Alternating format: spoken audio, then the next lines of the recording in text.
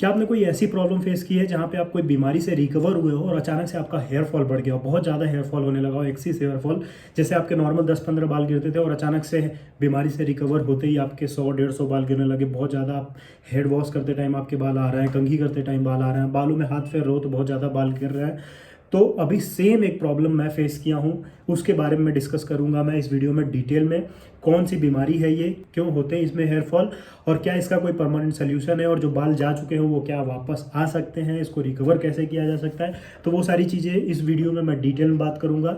कब होता है ये, क्यों होता है ये, कैसे होता है, ये सारी चीज़ें आपको बहुत अच्छे से समझाऊंगा। तो वीडियो को एंड तक जरूर देखना अगर आप भी ये प्रॉब्लम फेस कर रहे हो अभी रिसेंट में, या तो आप कोविड से रिकवर हुए हो, या तो कोई वायरल फीवर से रिकवर हुए हो, या कोई ऐसी डिजीज जिसमें आप 2-4 दिनों के बेड रेस्ट पे थे। तो अगर आपको ऐसा महसूस हो रहा है, आपके बाल बहुत ज़्यादा जा रहे हैं, तो आपके लिए वीडियो बहुत हेल्पफुल होगा। वीडियो को एंड तक जरूर देखना। स्टार्ट करते हैं आज का ये वीडियो।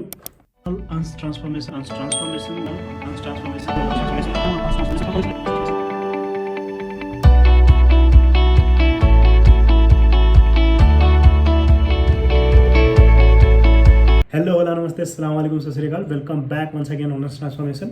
उम्मीद करता हूँ आप लोग अच्छे होंगे।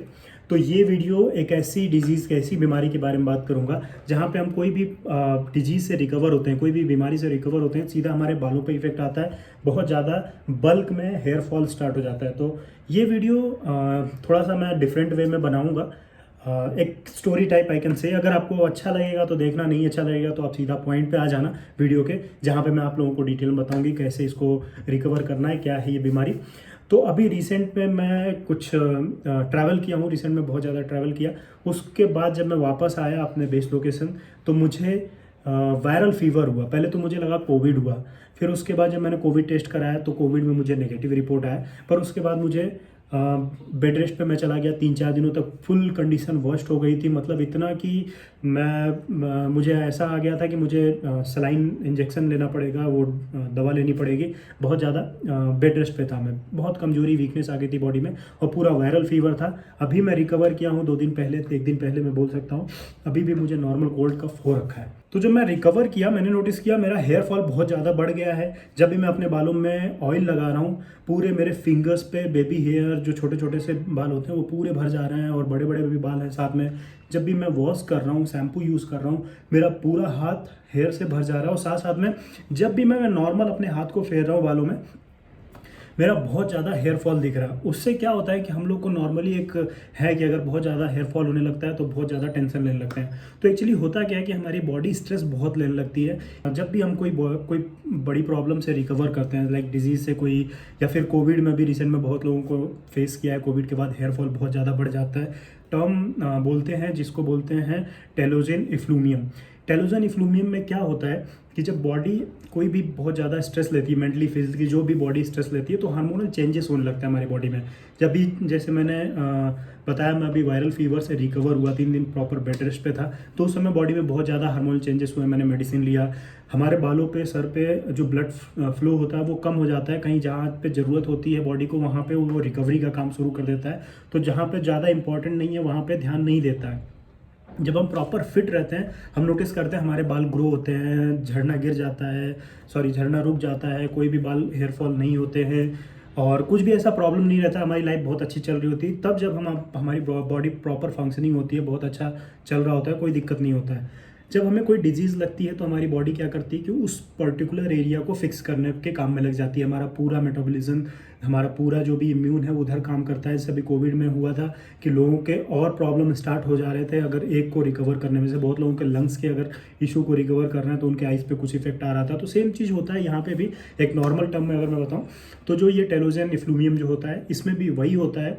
हमारी जो हेयर है वहाँ पे ब्लड फ्लो कम हो जाता है, बालों को ग्रो होने का उतना नहीं मिल पाता है, हमारी बॉडी दूसरे काम में लग जाती है रिकवर करने के लिए। और ये स्पेशली होता है लड़कियों में, लेडीज़ में ज़्यादा होता है, क्योंकि उनके में हार्मोनल चेंजेस बहुत ज़्यादा होते हैं। जब ब्लीडिंग होता है उनका, या फिर जब प्रेग्नेंट होती हैं और डिलीवरी के बाद, तो बहुत सारा हार्मोनल चेंजेस होता है उनके बॉडी को मेंटेन करने के लिए। उस केस में वो भी बहुत ज़्यादा नोटिस करती है कि जब वो कंघी करती है बहुत ज़्यादा बल्क में बाल गिरते हैं।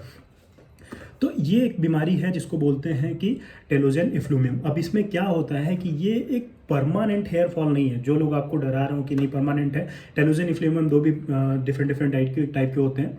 तो इसमें क्या होता है कि परमानेंट हेयर फॉल नहीं होता है अनटिल अनलेस कि आप इसको एक सही टाइम पे आपकी बॉडी रिकवर कर गई और फिर वहाँ पे काम करना स्टार्ट कर दिया। बहुत लॉन्ग टर्म के लिए रहता है।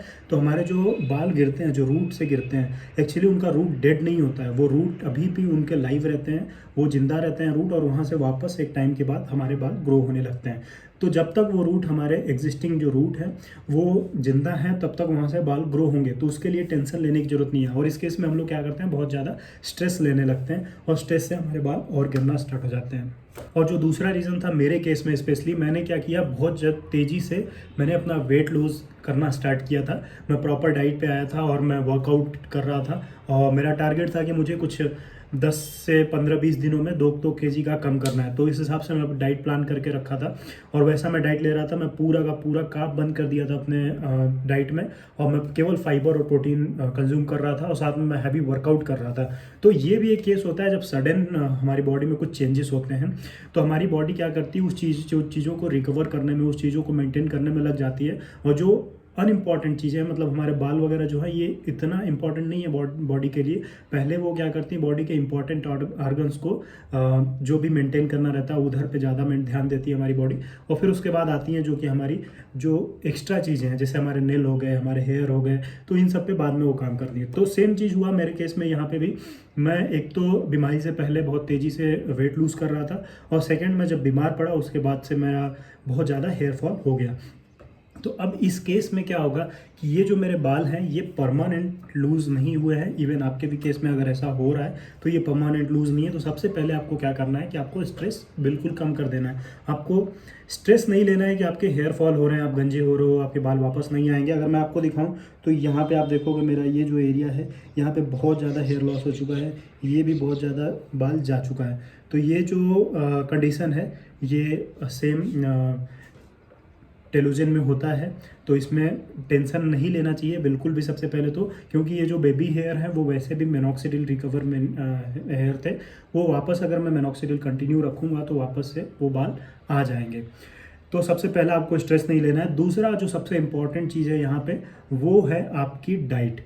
डाइट को डिसबैलेंस नहीं करना है। अगर आपने डाइट को डिसबैलेंस किया, जैसे आप रिकवर तो हो गए पर आप क्या कर रहे हैं कि आप प्रॉपर डाइट नहीं ले रहे हैं अपने बॉडी को फिर से एक्टिव करने के लिए, नॉर्मल करने के लिए, तो आपको अपनी डाइट मेंटेन करनी होगी। पहले आपको अपनी डाइट में proper minerals, vitamin, protein, fibre, carbs अच्छे तरीके से खाना है। जो आप प्रॉपर डाइट होता है खाना वो लेना है। ज़रूरी नहीं है कि आपको 4 टाइम खाना ही खाना है, आपको अच्छा डाइट लेना है जिसमें आपको प्रॉपर रिकवरी हो जाए आपकी बॉडी का, आपकी बॉडी वापस से मेंटेन हो जाए। तो उसके लिए आपको अच्छा डाइट लो। डाइट में आप फ्रूट ऐड करो, विटामिन ऐड करो, प्रोटीन ऐड करो। प्रोटीन में आप जो भी कुछ खाते हो, पनीर, सोया, चिकन, नॉनवेज में आप जो भी एग वगैरह खाते हो वो खाओ। अगर आप वेजिटेरियन हो तो सोया खाओ, पनीर खाओ, टोफू खाओ। अच्छा फ्रूट लो, एप्पल लो, बनाना लो जिसमें बहुत ज़्यादा अच्छे मात्रा में बायोटिन्स भी मिल जाएंगे आपको। कैलीफ्लावर लो, कैबेज लो। तो ये सारी चीज़ें आपको अच्छे से ध्यान रखना होगा। तीसरा क्या करना है, आपको अपने बालों को अच्छे मेंटेन और रिकवर करने के लिए इस केस में आपको कोई अच्छा हेयर ऑयल यूज़ करना है। हेयर ऑयल या फिर कोई भी ऐसा सीरम, जैसे मिनॉक्सिडिल आप यूज़ कर रहे हो तो आप मिनॉक्सिडिल कंटिन्यू करें। अगर आप कोई हेयर ऑयल यूज़ करते थे तो हेयर ऑयल कंटिन्यू रखें। हेयर ऑयल में मैं अभी अपना खुद का एक बनाया हेयर ऑयल यूज़ कर रहा हूँ। अगर आप लोग बोलेंगे तो उसका एक वीडियो बना दूंगा। अगर इस वीडियो पे अच्छा रिस्पांस आया आप लोगों का तो वो मैं खुद से बना दूंगा आप लोगों को एक वीडियो, मैं अपना हेयर ऑयल कैसे बनाया हूँ और उसको मैं यूज़ कर रहा हूँ और काफ़ी अच्छा रिजल्ट मुझे दिखा है। एक्चुअली मैं उसको बहुत पहले यूज़ किया था, फिर से मैं दोबारा यूज़ करना स्टार्ट किया हूँ क्योंकि उससे मुझे अच्छा रिजल्ट दिख रहा है। और फोर्थ आपको जो मेंटेन रखना है वो है आपकी बॉडी में प्रॉपर मिनरल्स एंड न्यूट्रिशन। तो अगर आप उसके लिए कोई भी मल्टीविटामिन यूज़ करते हैं तो मल्टीविटामिन यूज़ कर सकते हैं, जो कि कोई डॉक्टर से कंसल्ट करके ले सकते हैं। वो आपके लिए बहुत हेल्पफुल होगा। अगर आपकी बॉडी में कोई मिनरल्स या कोई विटामिन की कमी है तो उससे आपका रिकवर हो जाएगा। फोर्थ, आपको अपने बालों को बहुत ज़्यादा डिस्टर्ब नहीं करना है। अगर इस केस में बहुत ज़्यादा आपके हेयर फॉल हो रहे हैं तो आप ज़रूरी नहीं है कि आप 2-2 मिनट पे ऑयल लगाएं, 2-2 मिनट पे टच करें, आप बालों को देखें क्या हुआ, क्योंकि ये फेज जो होता है अगर उस समय बालों का जो रूट डिस्टर्ब होता है तो वहाँ पे हेयर फॉल बढ़ने शुरू हो जाते हैं। तो अपने बालों को, रूट को डिस्टर्ब नहीं करना। अगर आप बार बार छुएंगे, उसको देखेंगे कहाँ जा रहा है, क्या हो रहा है, आपके ये जो हाथ हैं ये गंदे हैं, इससे आप बार बार टच करोगे, आपने क्या सॉल्ट छुआ हो, फिर वहाँ पे कोई और रिएक्शन होगा उसका, तो अवॉइड करना है आपको। और कोशिश करना है कि आप जितना हो सके इस चीज़ को इग्नोर करें अपने बालों को, नहीं बहुत ज़्यादा हेयर फॉल हो रहा है, क्योंकि अगर आप जितना ज़्यादा उस पर ध्यान देंगे आपका स्ट्रेस उतना बढ़ेगा। तो आपको ये चीज़ें बहुत ही देखना है, मेंटेन करना है कि आप अपने बालों को उतना फोकस ना करें, उसको अवॉइड करें। आपकी बॉडी का रिकवरी मेन पार्ट है अभी, अगर वो रिकवर होगा तो ऑटोमेटिक आपके जो टेलोजन फेस में आपके जो बाल गए हैं ये बाल वापस आ जाएंगे। ये कोई परमानेंट हेयर लॉस नहीं होता है। ये परमानेंट हेयर लॉस कब होता है जब आप इसको टाइम से रिकवर ना कर पाएँ। जैसे आपकी बीमारी बहुत लॉन्ग टर्म की है, आप स्टिल 1-2 महीने तक बेड पे हैं और उस समय क्या हो रहा है कि सेल एक्टिव नहीं हो पा रहे हैं, तब आपकी बॉडी में प्रॉपर मिनरल नहीं मिल रहा, आपकी बॉडी अपने जो भी मेन पार्ट है उनको एक्टिवेट करने में, उनको काम करने में लगी हुई है और बालों पे नहीं ध्यान दे रही है, तो उस केस में क्या होता है, सेल डेड हो सकते हैं। पर यहाँ पे इतना जल्दी नहीं होता है, तो आप इतना बिल्कुल घबराएं नहीं, आपका बॉडी ज़्यादा इंपॉर्टेंट है, पहले वो सही हो जाए फिर उसके बाल तो आते जाते रहेंगे। तो ये कुछ इंपॉर्टेंट पॉइंट हैं जो आपको ध्यान रखना है। अगर आप कोई बीमारी से ऐसा रिकवर कर रहे हो, जैसे कोविड हो सकता है या फिर वायरल हो सकता है, या कोई लंबी बीमारी चली आ रही हो जिसका ट्रीटमेंट चल रहा हो आपको और आप रिकवर किए हो, तो उस केस में आपको अगर ऐसा फील हो रहा है कि आप टेलोजन इफ्लूमियम के फेस में हो, तो आप समझ जाओ कि ये कोई परमानेंट, पहली बात तो बीमारी नहीं है, इसमें आपके जो बाल गए हैं वो वापस रिकवर हो जाएंगे। तो अगर आप स्ट्रेस लोगे तो शायद हो सकता है कि आपके और ज़्यादा हेयर फॉल हो जाए। तो इस केस में आपको सबसे पहला तो अपना स्ट्रेस अवॉइड करना है। जैसा मैंने बताया, आपको 4-5 चीज़ों का ध्यान रखना है। पहला, आपको स्ट्रेस नहीं लेना है। दूसरा, आपको जो डाइट है वो मेंटेन रखना है, क्योंकि आपकी बॉडी जब मेंटेन हो जाएगी तो आपके बाल वापस से रिकवर होना स्टार्ट हो जाएंगे। और ये फेज़ जो चलता है ये 3 से 4 महीने तक चलता है। इस फेज़ में हेयर फॉल बहुत ज़्यादा हो जाता है, जिसको हम थ्रेडिंग फेज़ बोलते हैं ये। और फिर उसके बाद जब रिकवरी स्टार्ट होती है तो करीब 4 से 5 महीने लग जाते हैं वापस बालों को रिकवर होने में, और वहाँ पे अच्छे नए हेयर ग्रो होना स्टार्ट हो जाएंगे। आप नोटिस करेंगे करीब 3-4 महीने के बाद से वहाँ पे बेबी हेयर आना स्टार्ट हो जाएंगे, अगर आपकी बॉडी प्रॉपर रिकवर हो गई है तो ये एक दूसरा पॉइंट जो आपको मैंने बताया, आपकी डाइट। तीसरा, आप अपने डाइट में मल्टीविटामिन जरूर ऐड करें। प्रॉपर स्लीप की आपको ज़रूरत है।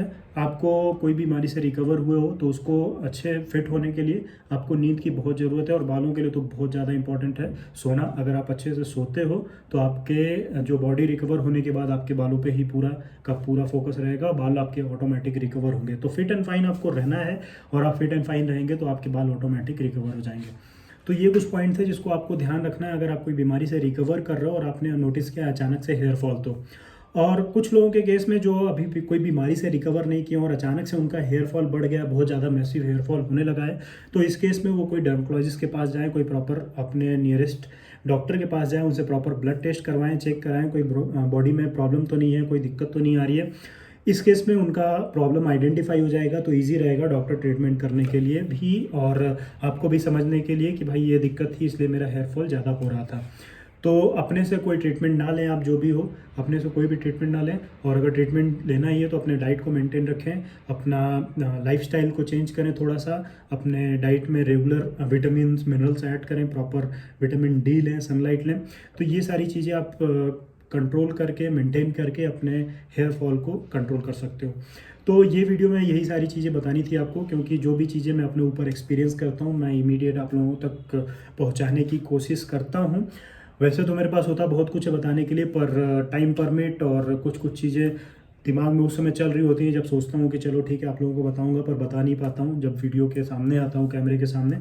तो इसलिए मैं टाइम टू टाइम लाइव भी आता हूँ, ताकि अगर आप लोगों को कोई क्वेश्चंस हो तो आप पूछ सकते हो। तो जब भी मैं लाइव आऊँ तो काफ़ी रिक्वेस्ट है आप लोगों से कि आप लोग अपना क्वेश्चन पूछें वहाँ पे। अगर मुझे टाइम परमिट करेगा वहाँ पे तो मैं आप लोगों को इमीडिएट रिस्पांस दूंगा, अगर नहीं तो फिर मैं आप लोगों को प्रॉपर वीडियो बना के ज़रूर उसके बारे में दिखाऊंगा, क्योंकि मैं कोई भी वीडियो स्क्रिप्टेड नहीं बनाता हूँ। जैसा आप लोगों को पता है, मैं जो भी है अपना एक्सपीरियंस के हिसाब से शेयर करता हूँ, आप लोगों को अपने रिसर्च के हिसाब से बताता हूँ। अदरवाइज़ बहुत सारे यूट्यूब पर बंदे पड़े हैं जो कुछ भी ज्ञान बताते हैं, तो आप लोग को मैं काफ़ी वीडियो में, काफ़ी लाइव में बताया हूँ। अपना डिसीजन जो है आप सोच समझ के प्रॉपर डॉक्टर से कंसल्ट करके ही लिया करें, किसी पे भी ऐसे आंख बंद करके ट्रस्ट नहीं करना चाहिए।